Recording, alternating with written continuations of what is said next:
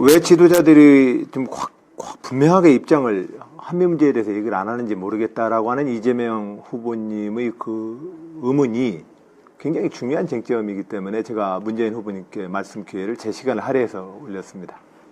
하나만 더 말씀드리면 네. 이런 문제는 오히려 전략적인 모호성을 필요하는 순간까지는 유지할 필요도 있는 것입니다. 그것이 외교죠.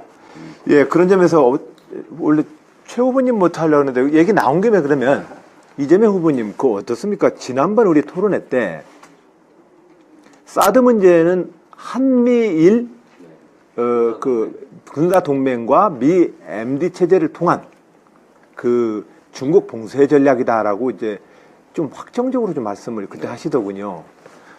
예, 그것도 사실은 충분히 우리가 그런 문제의식을 갖고 한미 동맹에서 우리의 문제의식을 가져야 합니다. 저희 입장은 한미 동맹과 한미일 동맹을 통해서 국제적인 분쟁의 최전선으로 대한민국 끼면 안 된다는 생각을 저도 가지고 있습니다. 그런데 현재 이 사드 문제와 한미 동맹을 당장 그 중국 봉쇄 전략을 하고 단언을 해버리시는 것은 난 좀 놀랐습니다. 왜냐면 그렇게 되면 장차로 대한민국의 대통령이 되셨을 때 미국과 중국에 대한 외교적 전략을 펴는데 굉장히 닫혀져 버리거든요, 스스로. 그래서 그렇게 단언을 해버리면 그러면 우리 한미동맹은 무조건 중국 봉쇄 전략의 연합작전이 돼버리거든요. 그래서 스스로 외통수가 돼버리거든요, 그렇게 말씀하시면. 그래서 난 좀 걱정이 들었습니다. 어떻게 생각하십니까? 이 강대국 사이에 끼어있는 반도 국가들의 운명은 그야말로 그 지도자들이 어떻게 하느냐에 따라서 그야말로 끼어서 사라질 수도 있고 그 강대국들의 힘의 관계를 활용해서 번성할 수도 있죠. 근데 지금 사드 문제는 한미 관계가 거의 종속 관계로 전환이 되면서 대한민국 국익에는 도움이 되지 않는 상태로 사실 미국의 군사적 이익이 관철되는 과정이 맞습니다. 지금 못 빠져나가고 있잖아요. 앞으로 저는 우리 안 지사님, 안 후보님께서 이건 이미 합의한 것이니 미국과의 관계를 존중해서 이 현 상태에서 뭔가 대안을 만들자는 입장이신 것 같습니다. 그런데 이 첫 단추가 잘못 끼워져서 지금 중국과 미국과의 관계 또 한미 관계, 남북 관계가 전부 혼란이 오고 있습니다. 이 문제 때문에. 잠깐만 여기서 제끼면 될까요? 제가 지금 이제 그 사드 문제는 따로 이제 또 논쟁을 해서 좋은데 이것을 갖다가 지금 한미일 군사동맹에 따른 대륙봉쇄 전략이다라고 딱 단정을 해버리시면 다음번 대통령이 되시면 이끌기 되게 어렵다는 말씀을 전 드리는 거죠. 저는 현실에 입각해서 언제나 판단해야지 이 어려운 현실을 외면하고 피한다고 문제가 해결되지 않는다고 봅니다. 우리는 어떠한 무엇이 두려워서 침묵이라고 하는 것을 지키는 게 아니거든요. 국가의 5천만의 이익과 안전을 위해서 우리는 침묵할 때는 침묵을 해야 합니다. 난 그렇게 생각합니다. 근데 그런 측면에서 지금 현재 한미 군사동맹 체제와 사드 문제를 당장 미국의 MD 체제이고 중국의 봉쇄 전략이라고 선언하시는 순간에 다음번 대통령 되면 어떠한 레버리지도 다 없어져 버립니다. 제가 드리고 싶은 말씀은 이게 침묵할 사안이 아니기 때문입니다. 예, 침묵이라는 단어는 제가 적절치 않았습니다. 침묵이라는 단어에 대해서는 얽매이지 마세요. 제가 문제 제기하려고 하는 초점은 그게 아니라는 거 아시죠? 알겠습니다. 예. 왜냐면 이재명 후보님이 지금 현재 하는 그런 확정적 발언과 단전적 발언이 굉장히 안보 외교 전략에서는 위험하다는 말씀을 좀 드리고 싶어서 그런 거예요. 그것보다도 지금 현재 상태가 더 위험하기 때문입니다. 이미 사드를 예를 들면 미국의 트럼프 대통령은 MD의 일부라고 본인이 직접 말했습니다. 그리고 예를 들면 김대중 대통령, 노무현 대통령도 이런 요구가 있을 때 사실 거절해왔죠. 잘못된 게 사실 아닙니까? MD의 일부로 받아들일 수 없다. 네. 그런데 지금 MD의 일부로 실제로 설치됐고 이게 북핵 미사일 방어에는 크게 도움이 안 되는 건 누구나 아는 일이고 그러면 결국 미국의 군사적 이익 때문에 대한민국의 국가적 이익이 심각하게 훼손되는 상황인데 이걸 원점으로 되돌리지 않으면 여기서 실제로 헤어날 길도 없고 결국 중미 분쟁까지도 대한민국이 걱정해야 되는 상황으로 부합할 것 같은 위기 상황이 처하게 저는 이 된다. 점에서 아까는 이제 문재인 후보님은 전략적 모호함이라고 표현하셨는데 이 전략적 모호함이라는 표현도 사실상 제가 본 때는 조금 좀 애매한 태도 같습니다. 왜냐하면 국민들이 볼 때는 좀 멋들어진 태도도 아닐 뿐만이 아니라 그 전략적 모호함으로 문제가 풀릴 것 같다라고 하는 것에 대해서도 불신을 하고 계시는 것 같습니다. 우선은 지금 아까 우리가 다음 정부에서 좀 더 충분한 재검토를 위해서 한미적 결정을 하자라고 이야기하는데 어느 쪽으로 예단해서는 안 된다고 생각합니다. 취소하겠다 또는 강행하겠다.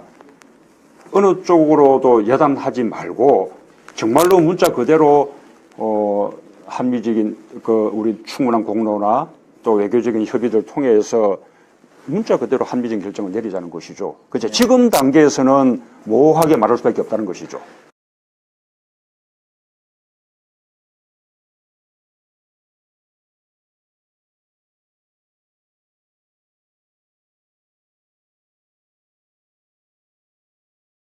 예, 안녕하세요. 저는 성남 옆에 용인에서 온 박순재라고 합니다. 네. 예, 다름이 아니고 월요일 날 토론을 봤는데 그 토론 중에서 그 사드 문제에 관해서 질문드리겠습니다. 네. 그때 당시에 그 이재명 후보님께서는 반대 입장을 명확히 보여주셨는데 나머지 세 분께서는 전략적 모호성이라는 말로 해서 유리하게 외교적 입장을 취하는 게 좋다고 말하셨는데요. 그 이재명 후보님께서는 왜 그런 전략적 모호성을 취하지 않고 그러면은 명확하게 입장을 취하시면서 얻는 이득이 뭐라고 생각하시는지 궁금합니다. 네.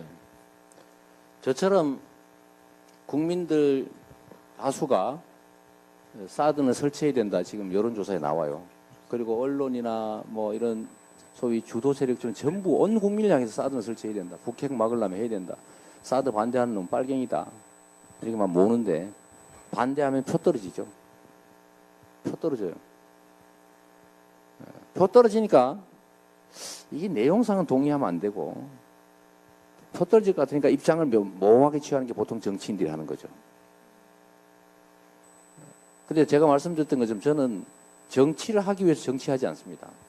저는 제가 원하는 일, 제가 세상에 구현하고 싶은 뭔가 그것을 위해서 정치를 하는 것이지 속여가면서까지 내 입장을 숨겨가면서까지 표를 얻어서 뭘 지위를 얻을 생각이 없어요.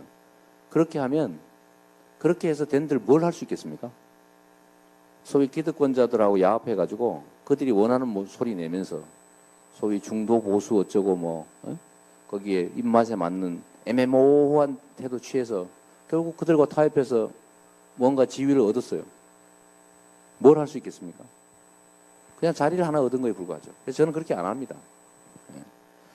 사드 문제는 사실 전략적 모호성 얘기는 이건 진짜 웃기는 얘기인데 대통령은 전략적 모호성을 가져도 돼요. 예민한 사람, 결정권을 갖고 있기 때문에. 근데 대통령이 아닌 대통령 되려고 하는 후보는 입장을 내고 평가를 받아야 되는 거예요. 나는 뭐다? 나 이런 입장이 있으니까 국민이 동의합니까? 안 합니까? 라고 평가를 받아야지. 전략적 모호성이라니. 그러면은 공약 같은 것도 다 전략적으로 모호해야지. 그래서 공약 하나도 안 내는 후보도 있긴 하게 해요, 보니까. 전략적으로 모호하게. 나중에 이렇게 해도 되고 저렇게 해도 되게. 이게 사실 전략적 모호성이라는 단어는 후보가 쓰는 단어가 아닙니다. 그거는 권한을 가진 사람이 쓰는 거죠. 참 제가 그날 그 얘기를 하려다가 말았어요.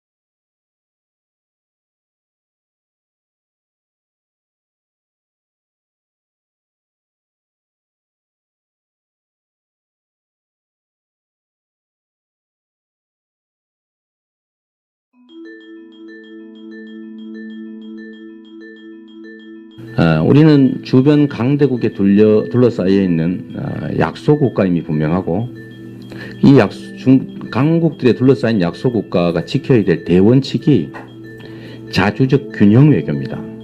어느 강대국에도 일방적으로 불리하게 유리하게 만들어서도 안 되고 우리가 그 강대국들의 분쟁에 자이든 타이든 끼어들어서는 안 됩니다. 그런데 이 사드는 아시다시피 한미일 군사동맹을 통해서 중국의 해양 진출을 봉쇄하고 중국의 내륙을 안방을 들여다보는 용도의 미국의 군사 전략상 이익을 위한 게 분명합니다. 트럼프 대통령 본인이 직접 얘기했죠. 이건 MD의 일부다. 미국의 미사일 방어 체제의 일부다. 대한민국 정부는 계속 부인했지만 이걸 추진하는 미국 대통령이 직접 공개적으로 발언했습니다. 한반도의 안보에 실제로 사드가 도움이 되면 사드 할아버지라도 우리가 다 받아들여야죠. 근데 이 사드는 한반도 안보에 오히려 장애가 되고 한반도를 그야말로 강대국의 이해가 충돌하는 전쟁터로 만들 가능성이 있고 거기에 지금은 북한의 오히려 핵 개발과 미사일 개발 억제를 위한 국제 공조를 무너뜨려서 북한한테 안보상 이익을 주고 있습니다. 반사적인 이익. 그렇기 때문에 안보적으로나 외교적으로나 경제적으로나 통일과 평화라는 측면에서나 이 안보는 사드는 그야말로 도움이 되지 않는 거죠. 해양만 있습니다.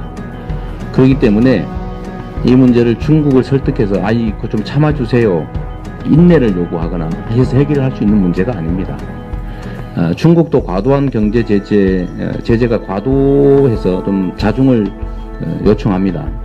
그러나 중국 입장에서 자신들의 국익을 위해서 한반도에 미국을 위해 설치한 사드에 대해서 반발하는 것은 어쩌면 당연하게 우리가 예상할 수 있는 일이었기 때문에 이 문제는 원점으로 되돌아가서 우리가 비록 어렵더라도 전면 재검토를 해야 될 사안이 분명합니다. 사드 배치는 철회되는 것이 맞고 그게 미국과 합의했기 때문에 어쩔 수 없다. 또 미국이 계속 강행할 경우 우리 정부가 그걸 견뎌낼 힘이 있겠느냐. 이미 정해진 미국과의 관계를 위해서라도 그냥 유지하자. 이런 입장을 가진 국가 지도자라면 사실 국가 지도자의 자격이 없다고 생각합니다. 왜냐하면 국가 지도자는 국가와 국민을 위해서 필요하지만 하기 어려운 일들을 해 나가기 위해서 없는 길을 만들어 나가기 위해서 필요한 존재죠. 어려운 일을 해결하라고 국가 지도자를 뽑고 권력을 주고 예산을 주고 예우합니다. 어렵기 때문에 못하겠다. 미국의 입장이 바뀔 가능성이 없기 때문에 미국의 뜻을 존중해야 된다. 이런 자세로는 대한민국의 현재 위기를 극복할 수가 없습니다. 그래서 이 문제는 아무리 어려워도 미국도 국제협약을 일방적으로 파기합니다. 폴란드에서도 실제로 사드 배치를 하려다가 철회한 예가 있습니다. 그러니까 우리도 우리 국익에 맞추어서 국가 지도자가 된다면 또는 되려는 사람은 용기와 결단과 강단을 가지고 국익 중심의 판단을 해야 된다. 결론은 사드는 철회돼야 된다. 그게 유일한 길이고 해답이다 이렇게 생각합니다.